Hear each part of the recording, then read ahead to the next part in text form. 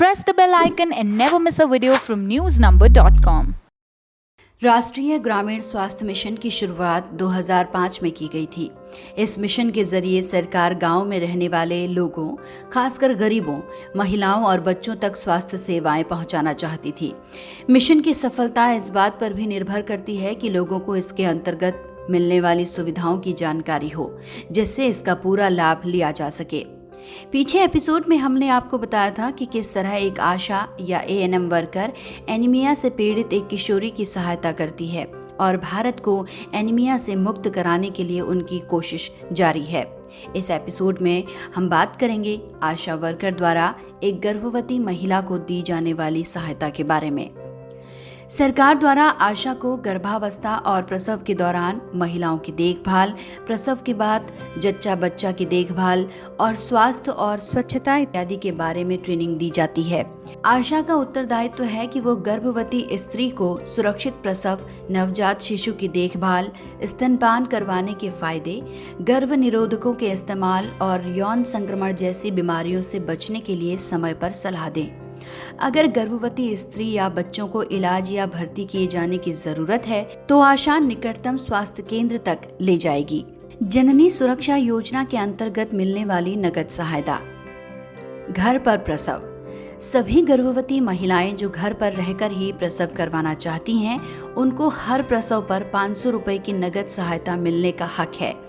गर्भवती स्त्री को इन पैसों का भुगतान आशा, एएनएम या अन्य स्वास्थ्य लिंक वर्कर द्वारा प्रसव के समय या प्रसव के करीब 7 दिन पहले कर दिया जाना चाहिए।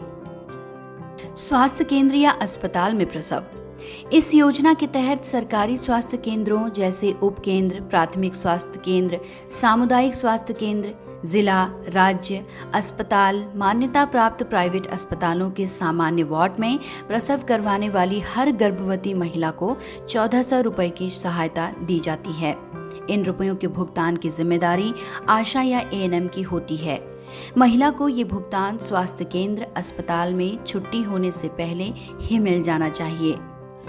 ये ध्यान देने योग्य बात है कि सरकारी स्वास्थ्य केंद्र या सरकारी अस्पतालों में महिलाओं को प्रसव की सुविधा के लिए किसी भी तरह का भुगतान नहीं करना होता। जननी सुरक्षा योजना के तहत मिली नकद सहायता का इस्तेमाल महिला को अपने देखभाल पर करना चाहिए। इसके अलावा प्रसव के लिए बाहर भेजे जाने पर आने जाने में हुए खर्च के लिए गर्भवती महिला को कम से कम 250 रुपए अलग से आशा या एएनएम द्वारा दिए जाएंगे। ऑपरेशन से प्रसव। प्राथमिक सामुदायिक स्वास्थ्य केंद्र में गर्भवती महिलाओं को आपातकालीन प्रसूति सेवाएं प्रदान की जाएंगी और इसके लिए उनसे कोई शुल्क नहीं लिया जाएगा। लेकिन जिन सरकारी स्वास्थ्य संस्थानों में सरकारी विशेषज्ञ उपलब्ध ना हो, उस स्वास्थ्य संस्थान द्वारा प्राइवेट डॉक्टर की सेवा लेने के लिए हर प्रसव पर 1500 रुपए खर्च किए जाएंगे। एएनएम या आशा का ये उत्तरदायित्व है कि वो गर्भवती महिलाओं को प्रसव के लिए स्वास्थ्य केंद्र तक ले जाएं और वहां से छुट्टी मूल्य तक उसके साथ रहें। आशा और एएनएम को गांव की गर्भवती महिलाओं का जल्द से जल्द पंजीकरण कराना चाहिए ताकि उन्हें इस योजना का लाभ मिल सके। प्राथमिक स्वास्थ्य केंद्र से मिलने वाली सुविधाएं। उपकेंद्र और एएनएम द्वारा दी जाने वाली हर सेवा प्राथमिक स्वास्थ्य केंद्र के द्वारा भी प्रदान की जाती है। इसके अलावा प्राथमिक स्वास्थ्य केंद्र में कुछ और सुविधाएं भी उपलब्ध करवाई जाती हैं, जैसे कि सामान्य और जटिल प्रसव के लिए 24 घंटे सुविधाएं, परिवार नियोजन के स्थायी तरीके अपनाने के लिए सुविधाएं, इलाज के लिए बाहर भेजने के लिए परिवहन की सुविधाएं, सुरक्षित गर्भपात की सुविधाएं, सामुदायिक स्वास्थ्य केंद्र से मिलने वाली सुविधाएं। सामुदायिक स्वास्थ्य केंद्र में प्राथमिक स्वास्थ्य केंद्र द्वारा दी जाने वाली सेवाओं के अलावा दी जाने वाली सेवाएं कुछ इस तरह से हैं। रक्त भंडारण की सुविधा, ऑपरेशन द्वारा प्रसव की सुविधा, सुरक्षित गर्भपात के लिए सेवाएं, सभी प्रकार की परिवार नियोजन सेवाएं। सामुदायिक व प्राथमिक स्वास्थ्य केंद्रों से मिलने वाली ये सेवाएं गरीबी रेखा से नीचे रह रहे नागरिकों के लिए फ्री ऑफ कॉस्ट होती हैं। इसके अलावा एएनएम सुरक्षित गर्भपात की सुविधाओं के बारे में सही जानकारी और सलाह उपलब्ध करवाएगी और ज़रूरत पड़ने पर सेवा प्राप्त करने के लिए सही जगह पर भेजेगी। साथ ही वो नवजात शिशु और छोटे बच्चों को सभी तरह के टीके लगाएगी और विटामिन ए की सही खुराक भी देगी।